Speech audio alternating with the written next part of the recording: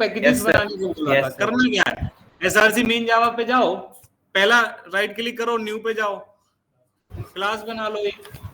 अब जिस नाम का पैकेज बनाना है, पैकेज का नाम यहाँ रख दो। यहाँ पे आप लिख दो क्लाइंट, जो भी लिखना है आपको। मैंने लिखा है com.jdbc.learning पैकेज नेम, और उसके अंदर क्लास का नाम रख दिया क्लाइंट, फिर फिनिश कर दिया। अरे वाह भाई वाह, क्या बात है। आओ करते हैं, नया करते हैं, छोड़ो, लड़के का मन है तो जरूर करेंगे। मैवन प्रोजेक्ट पे जाना है, क्लिक किया। इतने प्यार से मुझे कोई बोला नहीं ना, इसलिए अब वो बोला है तो भाई जरूर बनवाऊंगा। ठीक है, ग्रुप आईडी, इसमें आपको बताना है ग्रुप। हम क्या, आपने सुना होगा ना टाटा ग्रुप ऑफ कंपनी, या बहुत सारी कंपनी होती है जो ऐसे ग्रुप करके वर्ड यूज करते हैं। तो बेसिकली आप यहाँ पे अपने ग्रुप का नाम बताते हो, मतलब कंपनी का नाम बताते हो। तो जो भी तुम्हारा डोमेन है वो रख देना यहाँ पे। तो हम लिख देते हैं यहाँ पे com.starting, सही है। और भी कुछ रखना है तो JDBC लिख दो। फिर आर्टिफैक्ट आईडी में अपने प्रोजेक्ट का जो नाम रखना है वो रख देना है। फिर ठीक है, क्या रखना है अभी रखवाएंगे, कोई आया है उसको भी लेते हैं। JDBC फॉर्च्यूनर बनाओगे तुम, नाम प्रोजेक्ट का रखना है।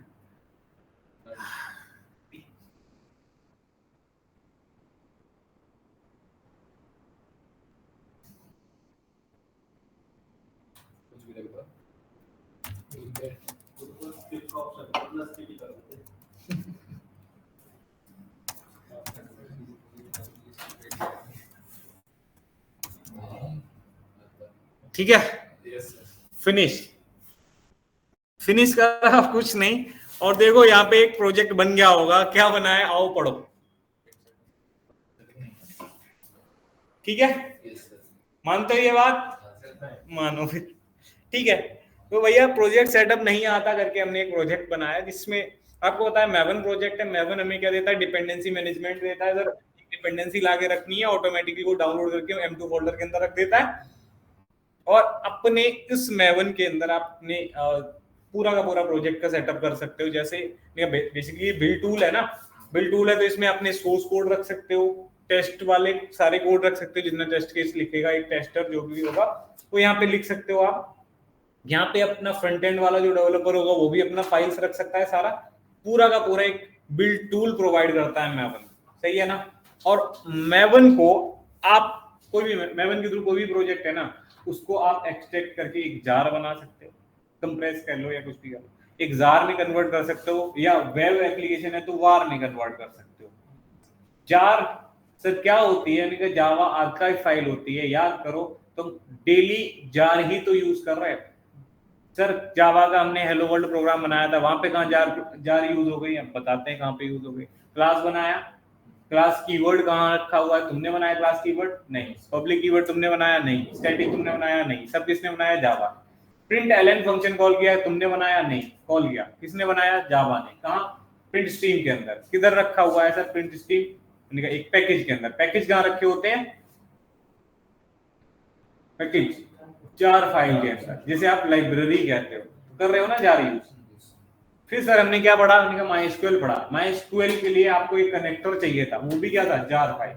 जार सर दूसरा एप्लीकेशन का जार हमको लाके अपने इस प्रोजेक्ट में एक्सटर्नली उसको ऐड करना पड़ता है। हमें नहीं करना था, हम चाहते थे वो ऑटोमेटिकली ऐड हो जाए। हम सिर्फ डिपेंडेंसी लाए और फॉर्म में लाके डाल दी, डाउनलोड भी हुआ और आके अपने आप सेट हो गया। कहाँ?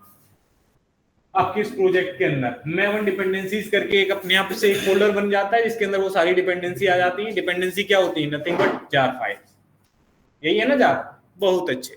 सो एसआरसी मेन जावा के अंदर आपको वो सारे पैकेजेस बनाने हैं जिनमें आप अपने डॉट जावा फाइल्स बनाना चाहते हो, सही है। डॉट जावा फाइल्स जो भी हो या आपका इंटरफेस ही क्यों ना हो, है तो सब डॉट जावा ही ना। ठीक है, after compilation dot class files बनती हैं, तो वो हम थोड़ी ना बनाते हैं, वो तो कंपाइलर बनाता है। बहुत बढ़िया। आ जाओ, उनका सबसे पहला काम क्या है? उनका फॉर्म के अंदर डिपेंडेंसी डालना सबसे पहला स्टेप होता है हमारा, क्योंकि हमको चाहिए होता है MySQL कनेक्टर।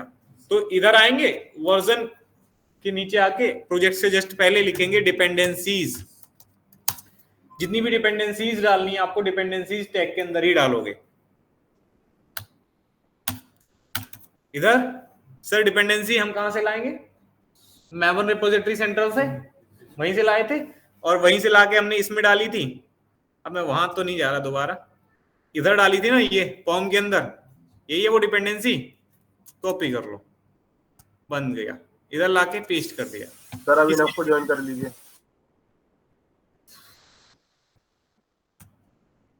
किसकी डिपेंडेंसी है भाई?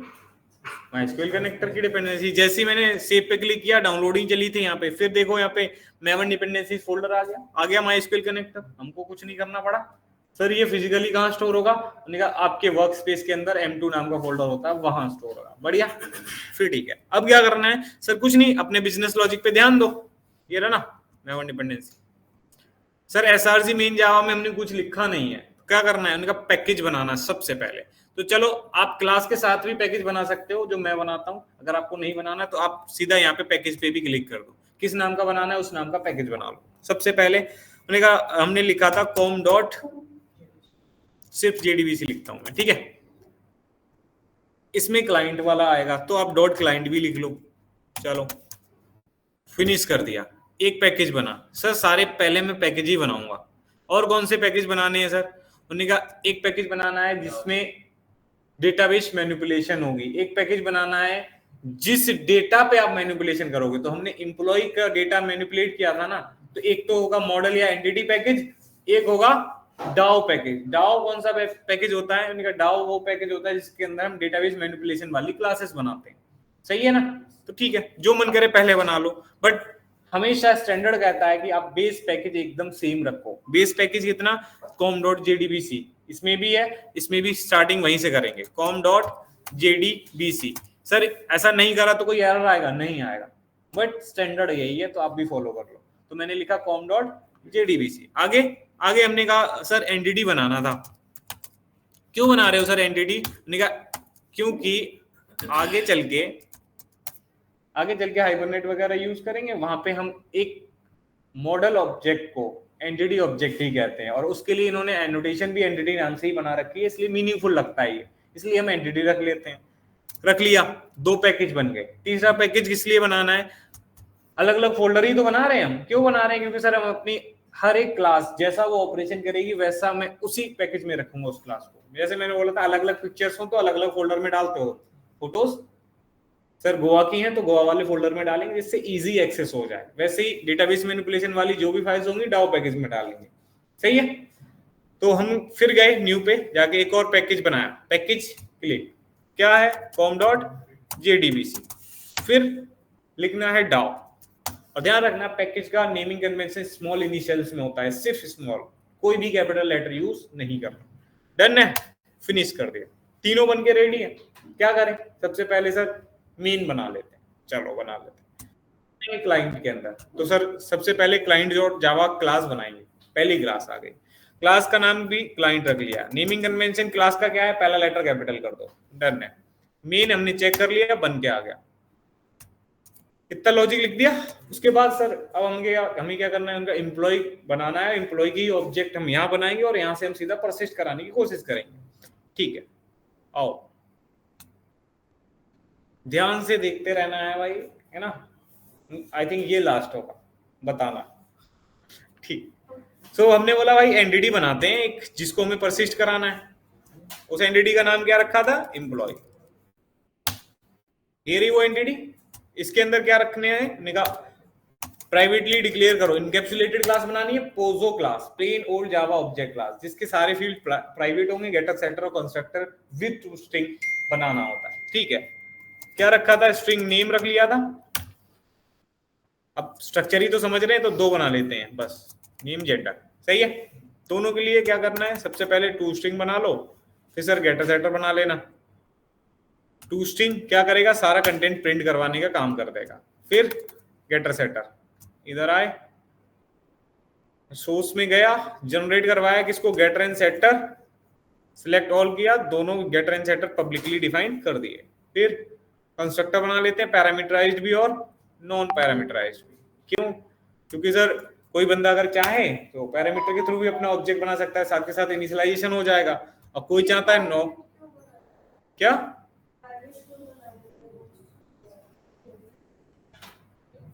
किसी भी वेरिएबल को प्राइवेट क्यों डिक्लेयर करते हैं भाई? ऊप्स में पढ़ा था इनकैप्सुलेशन में, क्यों बनाते हैं बताओ? प्राइवेट क्या काम करता है पता है सबको? एक्सेस या विजिबिलिटी मोड को कंट्रोल करता है। क्या कर देता है? प्राइवेट कर देता है उसको डिक्लेयर, मतलब डेटा हाइडिंग के लिए हम यूज कर देते हैं प्राइवेट कीवर्ड का। हम चाहते हैं इंप्लॉय क्लास के कोई भी ऑब्जेक्ट बनेगा उसका जो डेटा होगा, जो उसकी स्टेट होगी ना, नेम जेंडर, वो रहेगा प्राइवेट। कोई भी बंदा आउटसाइडर उसको एक्सेस ही नहीं कर पाएगा डायरेक्ट। सही है? कैसे एक्सेस करेगा? गेटर सेट। ये स्टैंडर्ड है। ठीक है, सब कुछ रेडी है, एम्प्लॉय क्लास बन गई, अब हमें कुछ करना नहीं। फिर क्या करना था? उन्होंने कहा अब डाओ के अंदर सब मैनिपुलेशन के लिए हमको लिखना है लॉजिक। उन्होंने कहा हमने पढ़ा है एब्स्ट्रैक्शन। क्या पढ़ा है? एब्स्ट्रैक्शन। और एब्स्ट्रैक्शन में हमने देखा था सर, इररिलेवेंट डेटा हम नहीं दिखाते, सिर्फ नेसेसरी या रिलेवेंट डेटा ही दिखाएंगे।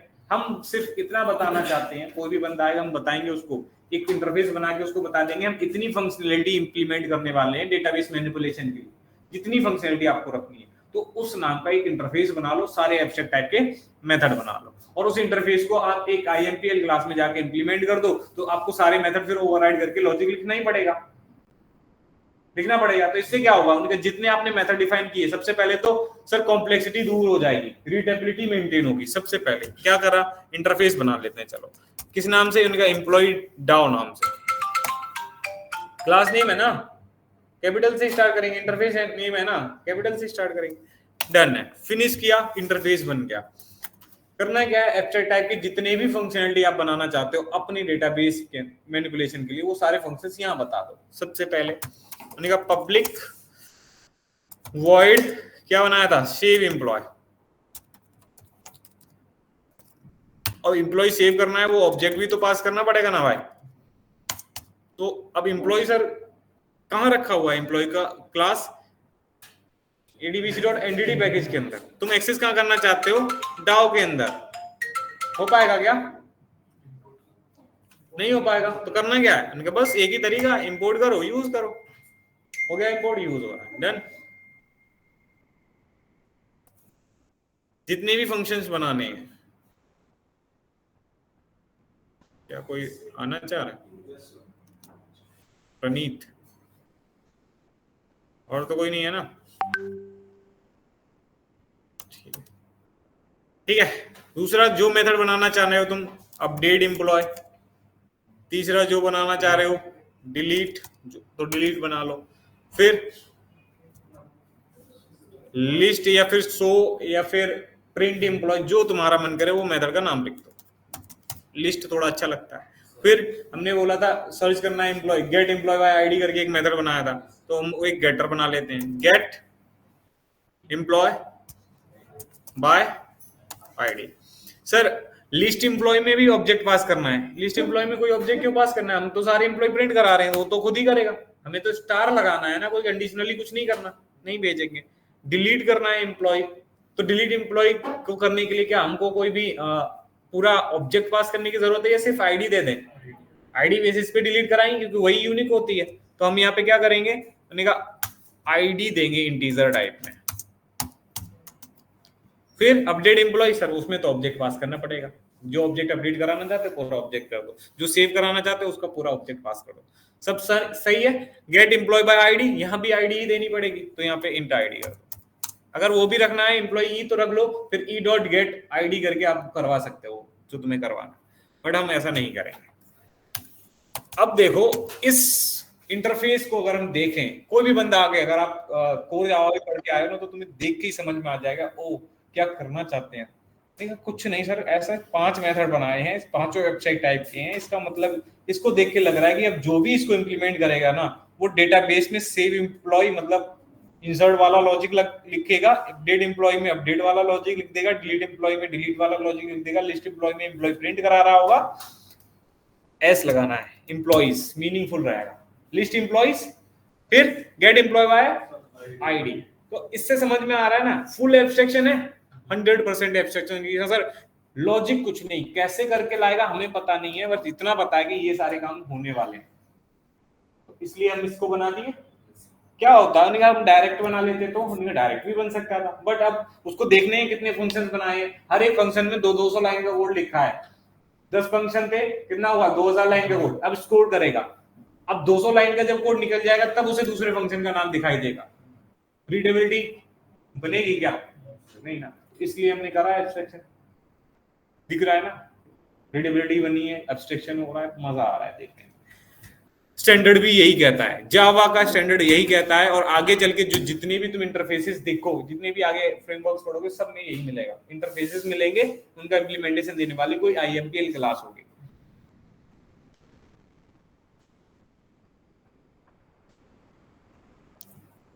ये आया था वो, ठीक है।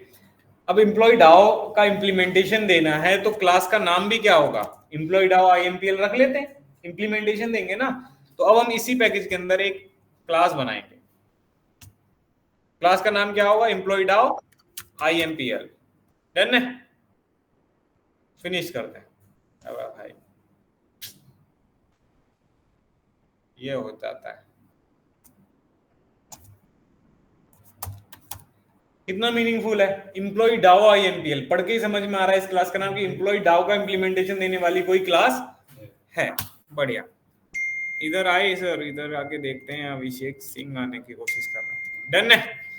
अब सर इसके अंदर क्या लॉजिक लिखें, क्या डाओ को इंप्लीमेंट करना है, तो उन्होंने कहा पहले इस पे इंप्लीमेंट एम्प्लॉय डाओ लिखो, तुम्हें खुद पता लग जाएगा तुम्हें करना क्या है, कैसे, क्योंकि सर उसके एब्स्ट्रैक्ट मेथड है, तुमको 2 ओवरराइड करने ही पड़ जाएंगे, कंपलसरी होता है ना वो, तो यहाँ पे लिखो आप इंप्लीमेंट्स, कितना एडवांटेज है, वहां पे देखो रीडेबिलिटी बन गई, एब्स्ट्रैक्शन मिला, और यहाँ पे आपको ये भी पता लग जाएगा कि तुम्हें बनाना क्या क्या है।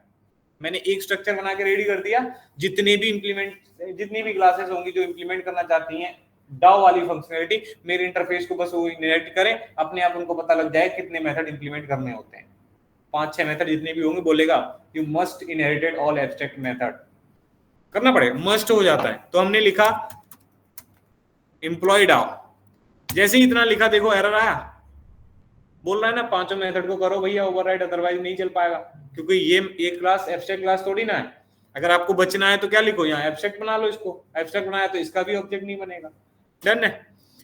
इतना तुम्हें कोर जावा में पढ़ा चुका था। अब जैसे ही मैंने इसको ओवरराइड कर लिया, सबको ओवरराइड कर लिया, भले ही लॉजिक नहीं लिखा, ओवरराइड तो किया ना, एरर हट गया। अब ओवरराइड क्या होता है, कोई भी बंदा किसी भी मेथड को ओवरराइड करता है तो सेम नेम सेम प्रोटोकॉल रखता है, कर्ली ब्रैकेट वगैरह लगा दिया, जब उसने इतना किया है तो इंप्लीमेंटेशन भी देगा ही ना, खुद देगा ना, एक एक करके ओवरराइड करना होता है, हमने तो शॉर्टकट मारा है इसलिए ऐसा है, एक एक करके आप इंप्लीमेंट कर रहे होगे, सबका लॉजिक लिख दोगे, तो इससे क्या होगा, उनका आपका डाओ की जितनी भी फंक्शनलिटी होंगी तुम सारी इंप्लीमेंट कर दोगे, कोई भी एप्लीकेशन होगा प्रॉपर चल रहा होगा, वो इंसर्ट भी करेगा प्रॉपर, अपडेट भी करेगा, डिलीट भी करेगा, रीड भी करेगा, और किसी भी आईडी के बेसिस पे सर्चिंग भी कर देगा, उससे कोई प्रॉब्लम नहीं होगी। बढ़िया, ठीक है। तो ये स्ट्रक्चर आपने बना के रेडी किया था उस दिन, क्या इसमें अब किसी को कोई प्रॉब्लम है? नहीं, ठीक है ना, अभी हो गया। ऑनलाइन जिसने पूछा था, क्या नाम था भाई तुम्हारा? नहीं प्रॉब्लम सर।